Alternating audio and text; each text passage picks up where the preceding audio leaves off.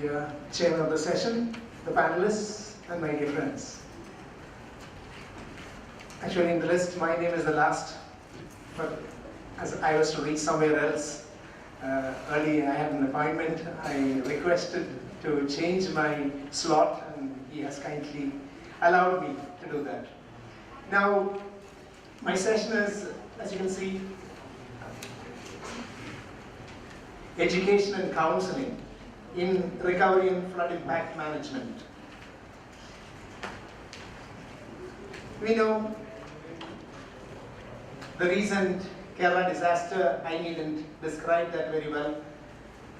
It has been a big impact, a big shock to all of us. Go to the next.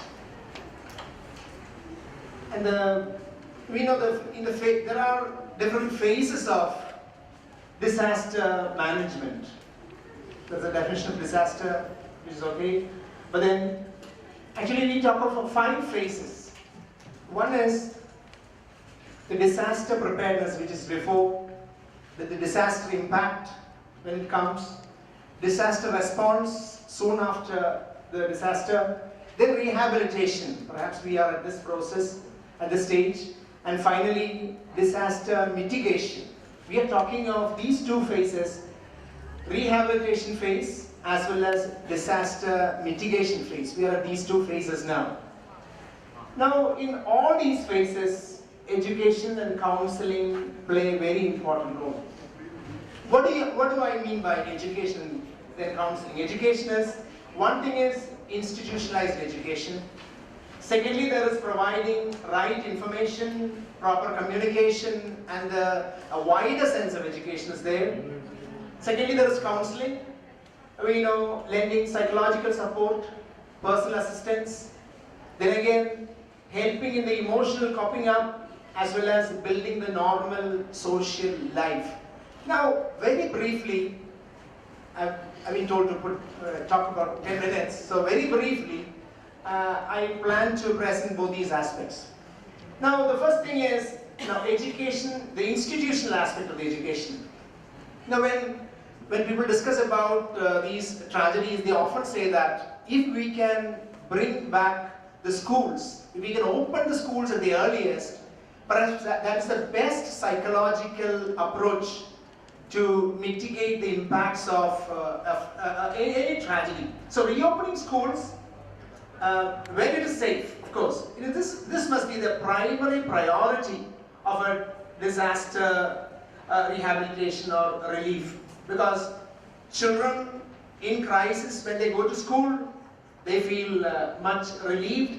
Families and society as a whole, they will have a psychological well-being when schools are open. Continue.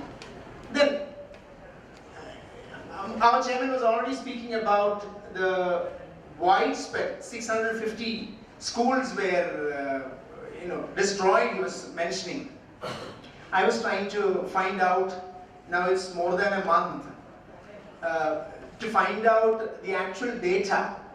But as we know, our data are very slow to come, if they come at all. Now, anyway, rebuilding these educational infrastructure, this has to be done on a war footing. They include building furniture, libraries. I was seeing some of the, I was a syndicate member of Cardiff University. The flood has wrought havoc there. Not only library, but even the art department. Now, unimaginable destruction it has rendered.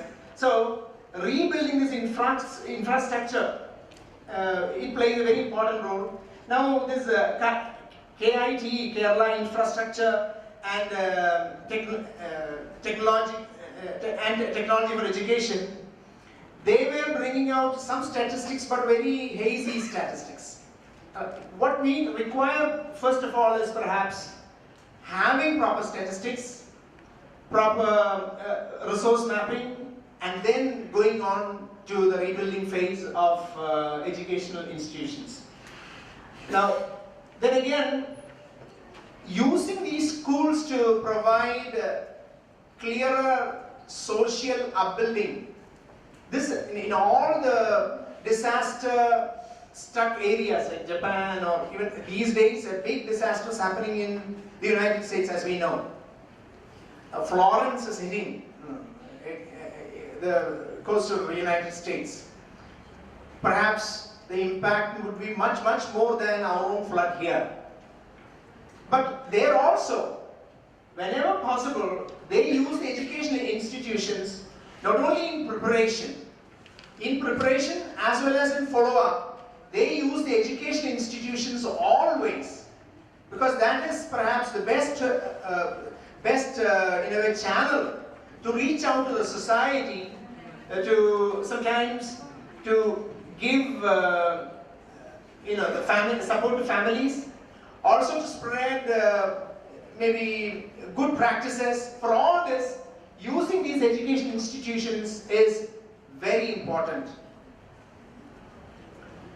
Now, of course, I've been talking about the traditional education. Dr. Anishil has been already talking about health education. Perhaps when we talk of education, the next, perhaps the whole area could be this wider social education process in which health education plays a very important role. Then again, recovery and rebuilding tips. A lot of learning has to be done, and a lot of dissemination of ideas and maybe processes have to be done, for which a strong mechanism has to be in place. Then again, providing timely information. Government support must be there, and there are a lot of financial support systems. Other people are already going to talk about it. When we talk of education, making these things available, these information available, is very, very important. Many other support systems. Already I am working with one agency. We have adopted about 12 villages in different parts of Kerala. We are working with them, with these villages. Now the situation in Kuttanad is still very, very bad. They need a lot of information, a lot of support, a lot of guidance in these places. Now, when we talk of education, providing such support, providing such information, where they can go. Water in Kuttanad is a big issue. Now, how to give clean water, and maybe cautioning them how to use water, or a variety of other things. All these things are very important. Now, Anishita was already talking about the diseases, the disease prevention approaches and what they have to do and where they have to go, etc. All these things perhaps form part of our educative process. Yeah. Now, the next big area, I'm going on to the counseling area. Now, people who went through the disaster, their whole community is affected. They experience trauma, severe loss, and of course their future is totally bleak. Now, in this context, some of their responses we know. Psychologists talk about, easily startled, appear confused. Many people will be crying, or staring blankly, or wandering without any apparent purpose.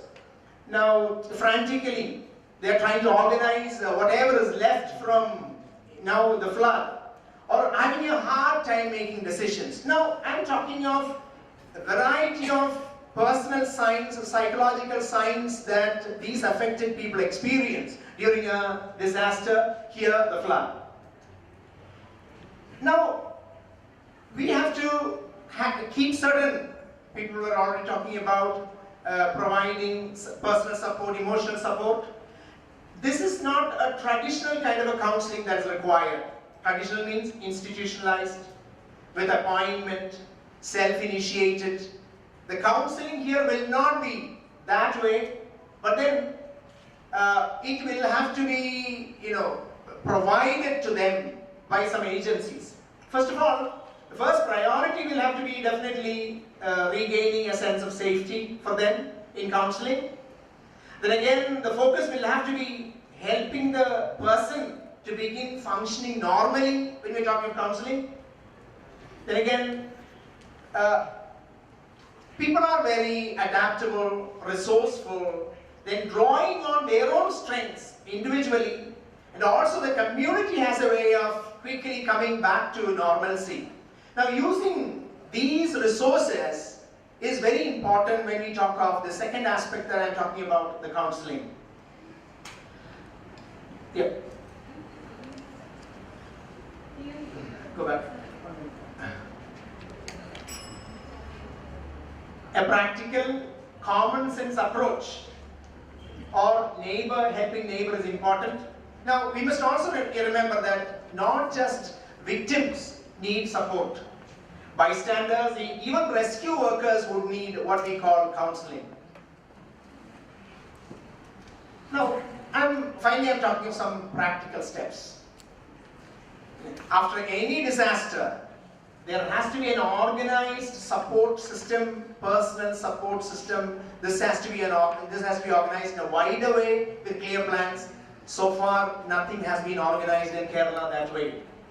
Then put out a call for disaster mental health volunteers. We have to seek for the hands. Then thirdly, train them, sensitize them, and deploy. During the disaster, I was also there, training some groups how to go, what to wear, and how to go about doing things. But after the disaster, I don't know whether any organized support system is being done. Now, I conclude with speaking about a few tips when we train these people, flood support volunteers. First of all, the safety. That's the first thing. Assess the situation and see if the person is safe when these volunteers go into the field. Secondly, the best way to ask them questions. Check if they are all right, whether they have food, water, etc.